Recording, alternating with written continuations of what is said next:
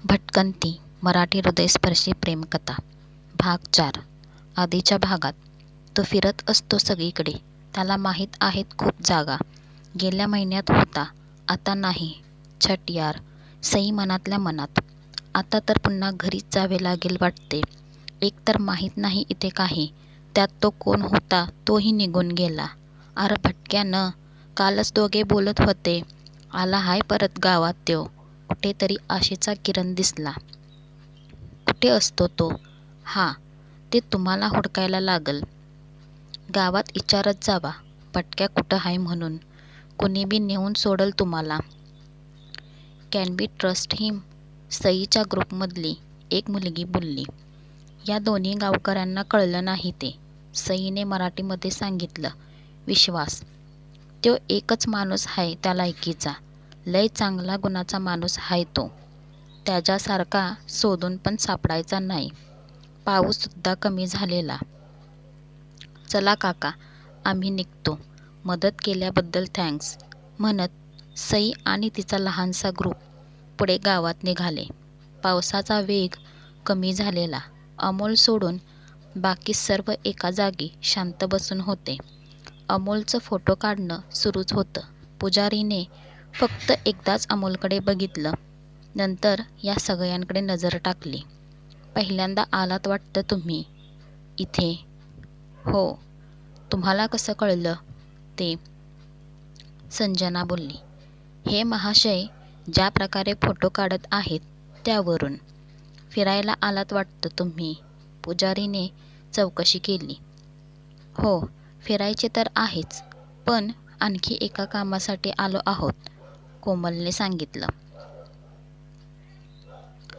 असा कोणी व्यक्ती तुम्ही बघितला आहे का, जो या सर्व गावकरी शेतकरीपासून वेगळा वाटतो? म्हणजे इथला वाटत नाही असा, दाढी केस वाढलेले, जो सारखा भटकत असतो?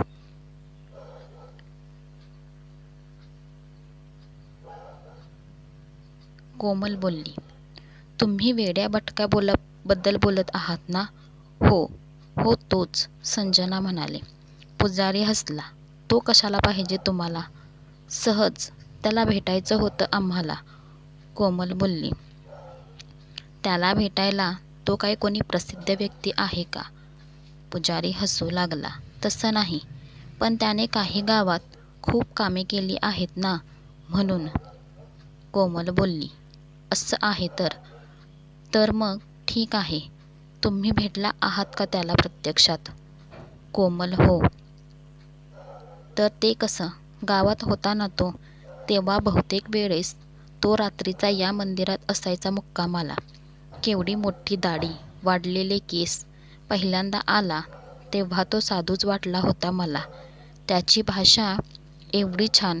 मग विचार केला, नक्कीच हा गावातला नाही. कुठून आला माहीत नाही, पण गावात छान रुळला. त्याच्याबद्दल मी ऐकलं. मागच्या गावातले येतात कधी कधी या मंदिरात. एकदा अशीच दोघातिघांची चर्चा सुरू होती. भटक्या वगैरे आहे कोणी अशी. खूप छान केली कामे त्याने गावात. असंच का? असं काय केलं त्याने? ऐकलं होतं, बघितलं नाही कधी. इथे आला तेव्हा पाहिलं. या गावात तर देवासारखं मानतात त्याला. या गावात दारूचा नुसता सुळसुळाट झालेला. त्या भटक्याने काय केलं माहीत नाही. 3 महिन्यात सगळं बंद करून टाकलं. गावाला सुधारलं. शिवाय पावसाचे पाणी ते कसं साठवायचं, झाडं कशी लावायची, त्यांची काळजी कशी घ्यायची ते सांगितलं. या गावात घरांची डागडुजी करण्यास सुद्धा मदत केली त्याने. सांगायचं झालं तर आता जे गाव तुम्ही बघताय, तुम्हाला दिसते आहे ना, ते त्याच्यामुळे. पुजारी भारावून सांगत होता. आता कुठे आहे तो? भेटायचं होतं त्याला, संजना पटकन बोलली. अमोल अजूनही फोटो काढण्यात दंग. त्याला तर या सगळ्या संभाषणाची कल्पनाच नाही.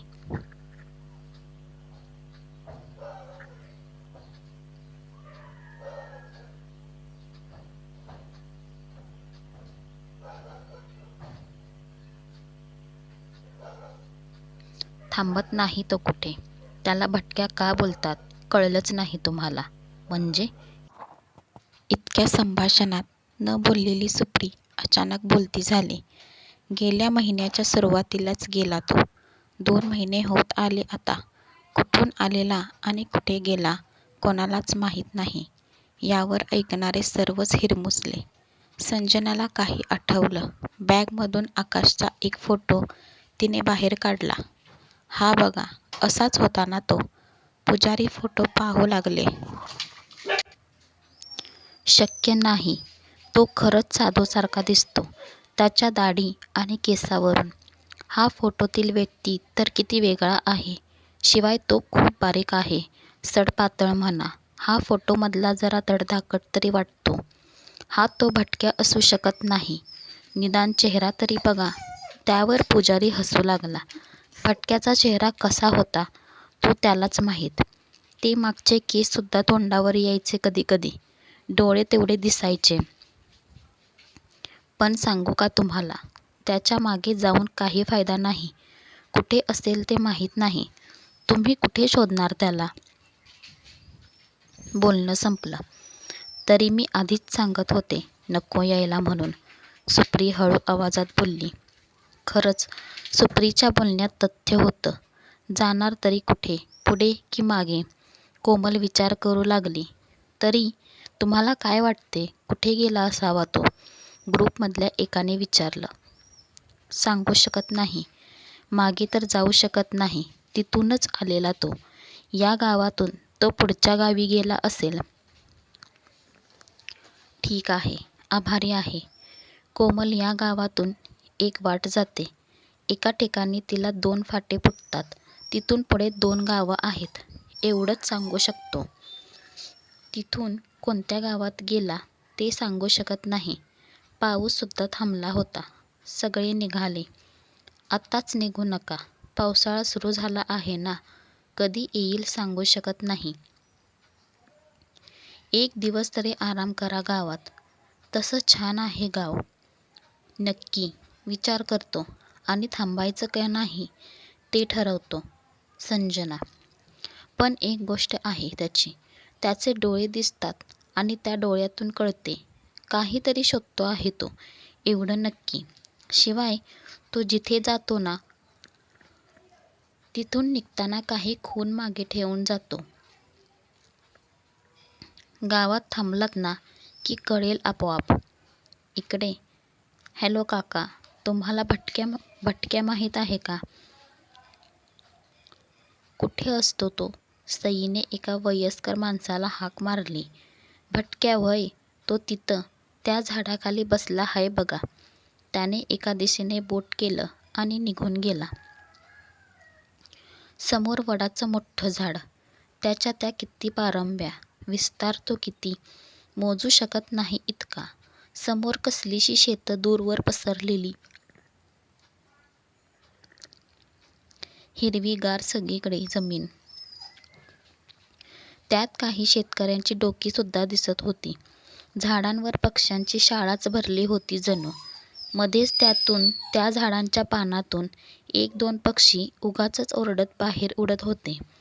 दूरवर एक बैलगाडी जाताना दिसत होती आणि त्या वडाच्या खाली असलेल्या पाडावर एक जण त्या शेतांकडे बघत बसलेला. पाठमोरा. सई त्याच्यासोबत आलेल्या मित्रांना घेऊन पुढे आली. हाय, सईने आवाज दिला.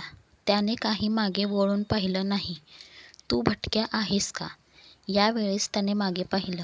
या साऱ्यांकडे एकदा नजर टाकून पुन्हा त्या शेतांकडे पाहू लागला. एक्सक्यूज मी, तुमचं नाव भटक्या आहे ना? ते तुम्हीच आहात ना, जी सारखे फिरत असतात? त्याने पुन्हा मागं वळून पाहिलं. माझं नाव भटक्या नाही. हे गावातले बोलतात. त्या नावाने हाक मारतात. आकाशने हसत उत्तर दिलं. वाढलेली दाढी, केस, मळके कपडे आणि एक मोठी सॅक. त्याचा तो अवतार बघून सईचा एक मित्र तिच्या कानात पुटपुटला. इसे देखकर लगता नहीं इसे कुछ मालूम होगा. ट्रॅव्हलिंग का? वेट, लेट मी आस्क हिम. सही आकाशजवळ आले. हाय, मी सही. मी फोटोग्राफी शिकते आहे. मला अशी काही ठिकाणी जायचे आहे जिथून मला छान छान फोटो काढता येतील. गावात विचारलं तर त्यांनी तुझं नाव सांगितलं. माहीत आहे का तुला? आकाश पुन्हा हसला. कसं असते ना, माणूस एवढा गुंतलेला असतो ना आपल्याच विचारात की गोष्ट समोर असली तरी ती दिसत नाही. आकाश स्वतःशीच बोलत होता. व्हॉट मीन्स काय समजलं नाही मला. सईने लगेच बोलून दाखवलं. एवढा समोर निसर्ग, त्याचं सौंदर्य उधळत असताना तुम्ही विचारत आहात कुठे मिळेल चांगलं ठिकाण. आकाश समोर पाहत बोलत होता. खरंच किती छान होतं ते दृश्य. सईने बघितलंच नव्हतं त्याकडे. लगेच कॅमेरा सरावून 2-3 फोटो क्लिक केले. बाकीचेही सुरू झाले. थोडा वेळ सई समोरच दृश्य बघत राहिली.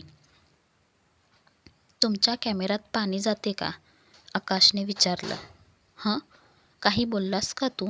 लक्षच नाही माझं. सईचं लक्ष समोर लागलेलं होतं ना. कॅमेऱ्यात पाणी जाते का? आकाशने पुन्हा एक शब्द विचारलं. का? ओ मीन्स वॉटरप्रूफ कॅमेरा नाही आमच्याकडे. मग पाणी जाणारच ना. सई हसत म्हणाली. मग ते जरा वेळ बंद करावं लागेल. पाऊस येतो आहे ना. पुढच्या 10 मिनिटात येईल.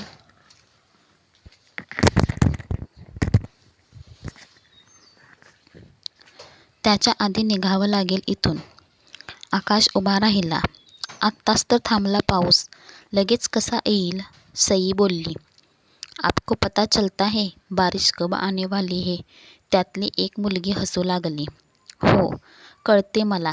भिजायचं नसेल तर चला, पटकन चला. इथे एक पडका वाडा आहे. तिथे थांबू शकता थोडा वेळ.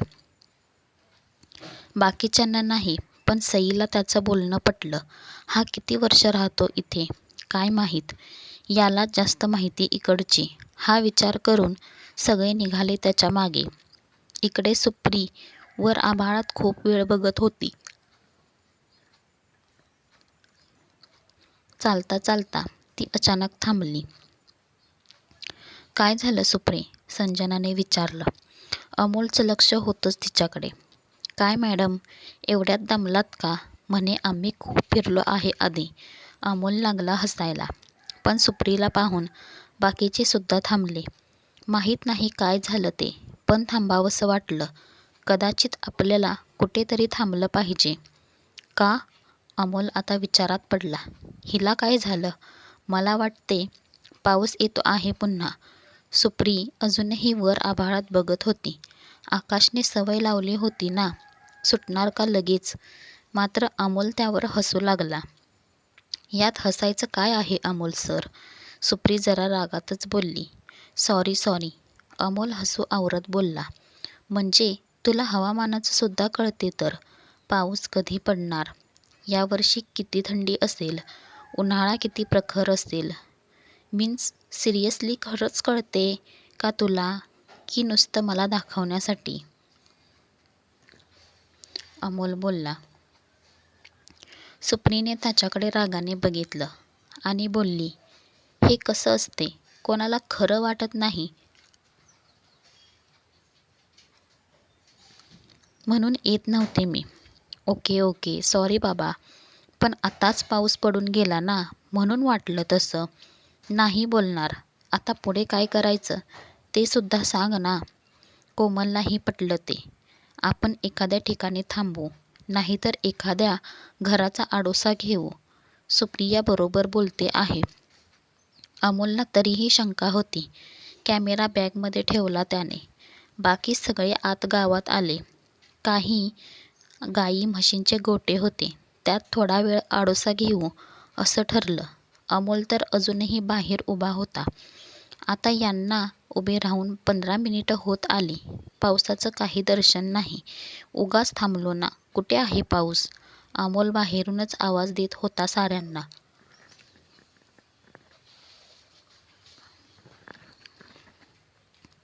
आकाश असता तर त्याने एकदम बरोबर सांगितलं असतं पावसाचं. त्याला कळायचा ना पाऊस. सुप्री मनातल्या मनात बोलत होती. आकाशची आठवण आली आणि इकडे पावसाने सुरुवात केली. अमोल जरासा भिजला, पण पावसाला सुरुवात झाली हे नक्की. मानलं पाहिजे सुप्रिया तुला. 5-10 मिनिटानंतर आला पाऊस, तरी अंदाज जबरदस्त तुझा. अमोल पावसाकडे पाहत बोलत होता. सगळे आता पाऊस थांबायची वाट बघू लागले. इकडे सई, तिचा ग्रुप आणि आकाश वाड्यातल्या आतल्या भागात बसले होते.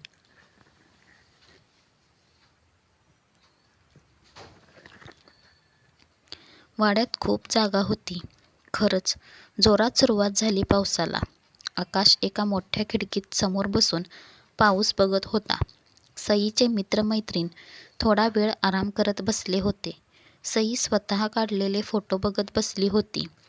नंतर तिने त्या पडक्या वाड्यात फोटो काढायला सुरुवात केली. एका क्षणाला तिने कॅमेरा आकाशकडे रोखून धरला. मोठ्या खिडकीतून प्रकाश आत येत होता. आकाश टक लावून बाहेरच्या पावसाकडे पाहत होता. थोडासा काळोख होता तिथे. बाहेर पाऊस आणि त्या खिडकीतून येणाऱ्या प्रकाशात आकाश वेगळाच भासत होता. चांगला फोटो मिळाला सईला. थोडा वेळ त्याच्याकडे पाहत बसली. काय लाईफ असेल ना याची. नुसतं भटकत राहायचं. घरी कोण, फॅमिली कोण, काही नसेल का याला. अचानक तिचं लक्ष आकाशच्या सामानाकडे गेलं. ट्रॅकिंगची सॅक आणि त्याहीपेक्षा एक तुटलेला कॅमेरा. जरा कुतूहल वाटलं तिला. त्याच्याजवळ आली. एक्सक्यूज मी भटक्या, हा कॅमेरा तुझा आहे का? आकाशचं लक्ष सईकडे गेलं. कॅमेरा हातात घेतला. माहीत नाही मला. जेव्हापासून मी फिरतो आहे, सोबतच आहे माझ्या. आकाशने कॅमेरा जवळ घेतला. पण हा तुटलेला बिघडलेला आहे, सई बोलली. त्यावर आकाशने एक छानशी स्माईल दिली आणि समोरच्या पावसाकडे पाहू लागला. सई त्याच्याकडेच कितीतरी वेळ बघत राहिली. तू दाखवशील ना आम्हाला? तुझ्यावर भरवसा ठेवून आम्ही थांबलो आहे, सई खूप वेळाने बोलली. पण मी भटकत असतो, तुम्ही फिरणार का तेवढे?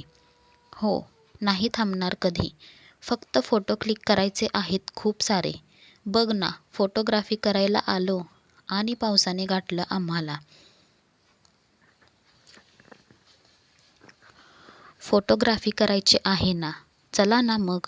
आता थांबेल पाऊस. आकाश त्याची सॅक घेऊन उभा राहिला. मी घेऊन जाईन तुम्हाला. फक्त माझं मी सांगीन तसं वागायचं. हो, ते ठीक आहे, पण पाऊस तर पडतोच आहे आता. कॅमेरा भिजणार ना, सई बोलली. 10 मिनिटात थांबेल पाऊस. बाकीचेही जागे झालेले. एकाने लगेच घड्याळात टाईम लावला. खरंच 10 मिनिटांनी पाऊस थांबला. आप क्या भगवान हो. पहले भी बताया आपने बारिश होगी. हो गई. अभी बोले 10 मिनिट में बंद होगी. हो भी गई बंद. कैसे? एकाने कुतूहलाने विचारलं. त्यावर सुद्धा काही बोलला नाही आकाश. माहीत नाही, पण समजते मला. चला जाऊया आता. तुम्हाला फोटो काढायचे आहेत ना? तसे सगळे त्याच्या मागोमाग निघाले. जास्त दूर जायची गरज नाही. इथूनच एका ठिकाणी छान फोटो मिळतील. आकाश बडबडत चालत होता. त्याच्या मागोमाग सई आणि तिचा 5 जणांचा ग्रुप. पुढे चढण होती जरा. सईचं लक्ष आजूबाजूला होतं. छान, म्हणजे हा उंच ठिकाणी घेऊन जातो आहे तर. लहानसा डोंगर आहे. इथे 1-2दा येऊन गेलो हल्लीच. छान दिसते इथून सर्व. आकाश बोलत एकटाच पुढे गेला. सई त्याच्या मागे होतीच. एक लहानशी भिंत असावी असा एक मोठा खडक होता समोर. त्याच्या एका बाजूने आकाश पुढे गेला. मागोमाग हे सर्व. आणि एका क्षणाला सई जागच्या जागी स्तब्ध झाले. समोर हिरवं हिरवं गवत, अगदी ढोपरापेक्षाही उंच. जमिनीतही तेच होतं सगळीकडे. आणि समोर, बरोबर समोर आणखी एक डोंगर दिसत होता, परंतु थोडा दूर होता. त्याच्या आजूबाजूला पांढरे ढग प्रवास करत होते. त्याचं वरचे टोक तेवढं दिसत होतं. त्याचे सारे ढग त्याच्या बाजूने जात होते.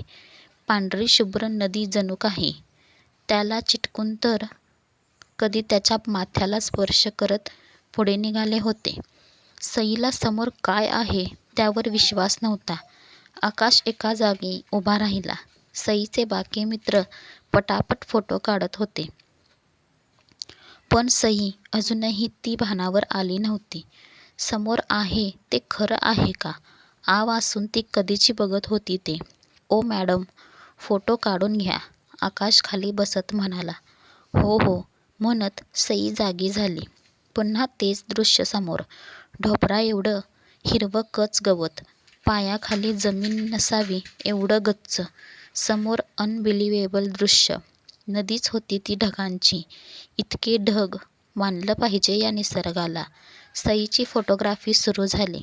मन भरेपर्यंत फोटो काढून झाल्यावरच सर्व त्या गवतात बसून समोरचं जग बघू लागले. मंदिरातील पाऊस तर थांबला होताच. शिवाय ते पुजारी बोलले होते ना, आजचा दिवस थांबा गावात, भटक्याच्या खुणा मिळतील. तर कोमलनेच सगळ्यांना थांबूया असं सांगितलं. राहायची सोय करायला हवी म्हणून सगळ्यांनी तंबू बांधायला सुरुवात केली.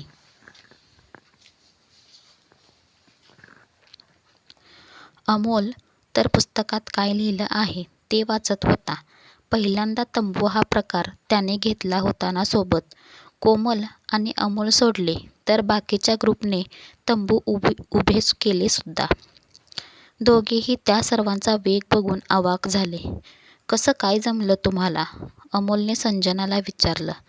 मी बोलले होते ना, सवय आहे आम्हाला फिरायची, त्यात ही सुद्धा सवय आहे.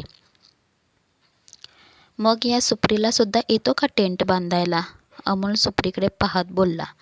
येतो आणि चांगला उभा करते मी टेंट.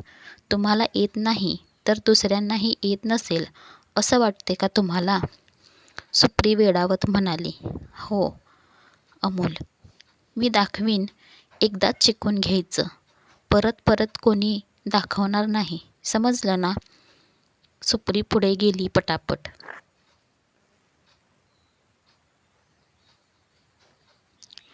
जसं आकाशने दाखवलं होतं अगदी तसंच तिने पटापट तंबू उभा केला अमोलचा. पुन्हा चकित केलं अमोलला तिने. अमोलचं तोंड उघडं. तोंड बंद करा, माशी जाईल तोंडात. सुप्री हसत मागे आली. अमोलला ओशाळल्यागत झालं. थँक्स. अमोल चटकन आत शिरला. मला वाटते सर्वांनीच आराम करायला हवा, कोमल बोलली. चालेल, सगळेच दमले होते प्रवासाने. मी जरा गावातून फिरून येते म्हणत कोमल निघून गेली.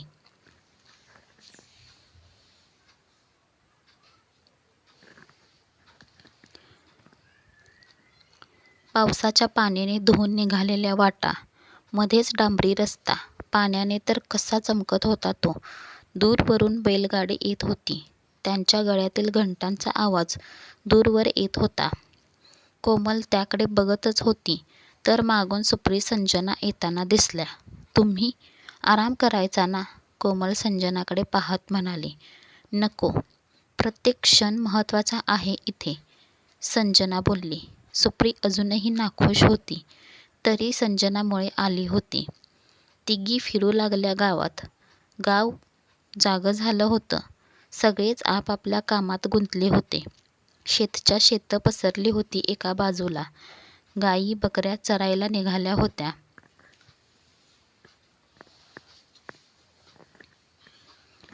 काही बायका पाण्याची कळशी हंडा कमरेवर डोक्यावर घेऊन निघाल्या होत्या. सूर्य बऱ्यापैकी वर आलेला आणि दिसत होता. त्याचा आणि ढगांचा लपाछपीचा खेळ सुरू होताच. थंड वारा वाहत होता. सुप्री खूप दिवसांनी हे अनुभवत होती. बरं वाटलं तिला. शेजारीच नदी किनारा होता. या दोघींना सोडून एकटीच सुप्री तिथे निघाली. आभाळ आता काही ठिकाणी मोकळं झालं होतं.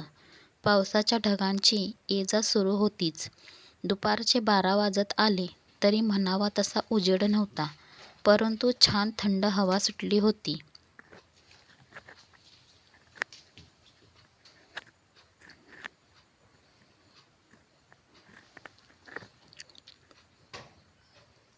नदी किनारा बऱ्यापैकी मोठा पसरलेला होता. पावसाने आवर्त घेतलं म्हणून काही जणी नदीवर पाणी भरायला आलेल्या होत्या. सुप्रीने आजूबाजूला नजर फिरवली. समुद्र वाटावा इतकं भव्य रूप नदीचं. नदीचा दुसरा किनारा म्हणजे दुसरं गाव असा अंदाज लावला तिने. कारण त्या दुसऱ्या किनाऱ्यावर काही घरं दिसत होती.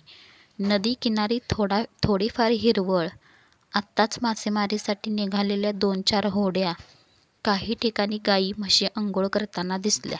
सुंदर वातावरण. सुप्री तिथेच एका दगडावर बसली. मागोमाग कोमल संजना आल्या. कोणीच कोणाशी बोलत नव्हतं. फक्त त्या निसर्गाशी एकरूप होते का ते पाहत होते सर्व. या तिघींना बघून जवळपास त्यांच्याच वयाची मुलगी त्यांच्याजवळ आली. तुम्ही शहरातून आला आहात का? तिने विचारलं. हो, संजना बोलली. तुम्ही इथे का बसला आहात?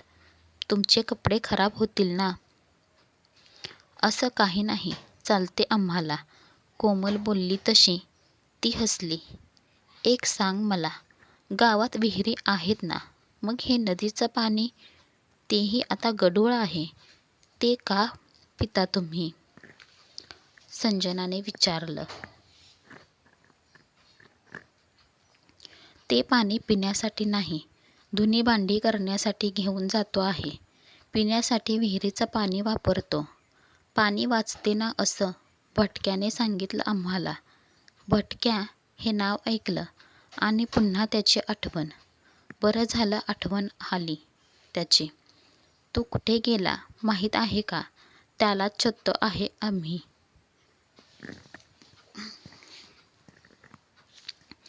कोमलने विचारलं. तो कुठे जातो कोणालाच माहीत नाही.